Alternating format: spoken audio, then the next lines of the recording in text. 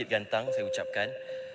Pertama sekali saya ingin ucapkan tahniah kepada Yang Amat Berhormat Tambun kerana telah menunjukkan satu contoh sebagai seorang ketua negara, satu sifat profesionalisme. Kerana meskipun dicaci, dimaki dan dihamun setiap hari, namun ketika berhadapan dengan Perdana Menteri Thailand, beliau menjemput Menteri Besar Kedah bersama-sama. Tuan Yang Dipertua, semalam saya meneliti satu video ceramah seorang yang beragama Islam di atas pentas Perikatan Nasional. Dia baca cantik, ya, tulis nukilan Ibnu Hasir. Tapi di hujung bacaannya itu, quote unquote, dia mengatakan Anwar Dajjal. Dan ini tidak ada satu pun pemimpin Islam yang menegur seorang Islam mengatakan Dajjal kepada saudara Muslim yang lain. Tuan Yang Dipertua, soalan saya kepada Yang Amat Berhormat Tambun, adakah kerajaan bercadang untuk membawa semula bagaimana kita lihat memperkasakan rakan muda, PLKN dan program-program sahsiah diri semenjak dari peringkat sekolah lagi, supaya kita tidak melahirkan generasi yang bobrok seperti ini.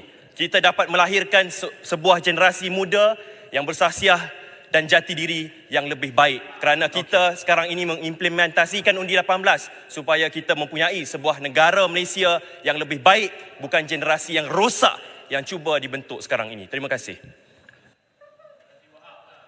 Terima kasih.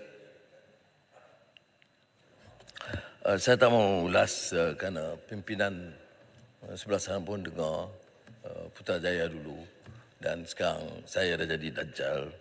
Saya fikir saya tidak perlu layan. Yang perlu ialah program latihan kita perlu kita teruskan. Bukan untuk memenuhi agenda khusus, tapi meningkatkan kefahaman baik Madani dan Islam. Dan ini kita akan teruskan untuk menimbulkan kesedaran di kalangan anak-anak muda dalam pelbagai rencana. Sama ada bentuknya tentunya tidak boleh sebagaimana dijalankan dulu sepenuhnya, kita akan ubah suai. Kerana kalau kita lihat kerangka Madani ini soal nilai, soal akhlak itu ditekankan. Jadi kalau kita bincang soal kebangsaan, soal kemampanan, itu terasnya itu masih soal nilai.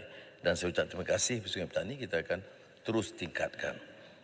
Jadi dan walaupun kadang-kadang dalam perbahasan ini kita mungkin suhunya agak panas, tapi kita mesti jaga pertimbangan supaya ada kalanya di mana peraturan dekorum harus dihormati. Sebab itu saya beritahu umpamanya semalam di Sadau dan di Bukit Kayu Hitam, saya mengambil keputusan yang luar daripada biasa convention kerajaan, iaitu menyebut cuma Menteri Besar Perlis dia di luar negara, saya ingat umrah.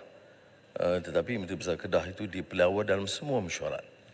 Kerana saya fikir pembangunan wilayah itu akan melibatkan kawasan ini. Malah bila kita bincang soal rantau panjang dan Sungai Golok, saya maklumkan kepada pegawai, saya maklumkan kepada Menteri Besar Kelantan segera supaya dia diberitahu. Saya jemput